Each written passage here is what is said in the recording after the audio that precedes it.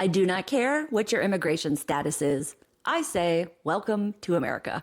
This is Convince Me, where I invite those who disagree with me to tell me why in the comments. Let's bring back thoughtful political discourse. Let's talk. The most common belief of those against illegal immigrants, or even legal immigrants, is that they are mostly violent criminals, when the statistics do not support this. In fact, if you use crime data gathered from Texas, which is one of the only states that actually tracks documentation status and violent crime convictions, undocumented immigrants commit violent crimes at a lower rate than citizens. It's a difference of about 1%. The idea that being undocumented is a major felony is just what the Trump administration pushes, which they do with how they refer to illegal immigrants as violent criminals and aliens.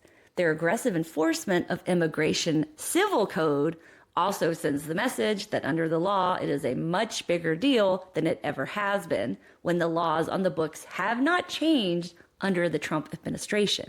While Trump has asserted some executive orders about immigration, in reality, immigration laws haven't really made it a more serious crime.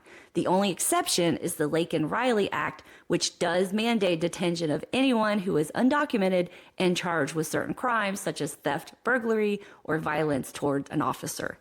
Being undocumented in the United States is similar to civil traffic violations, such as speeding, having an expired registration, or driving without insurance. These things aren't a crime. I mean, they are by default, but you're not going to get prosecuted unless you're caught. And then you'll just be required to pay a penalty. So what happens when you get pulled over for speeding?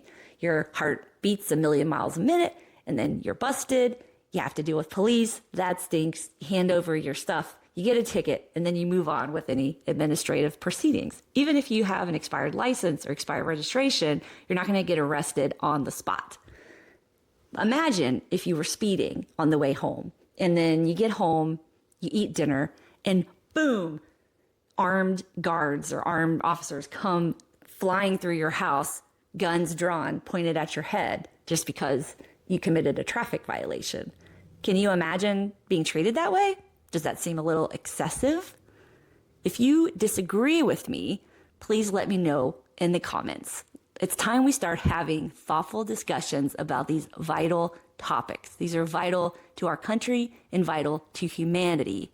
I am Doris Smith. I'm an independent journalist and host of The Journalism of Everything on YouTube.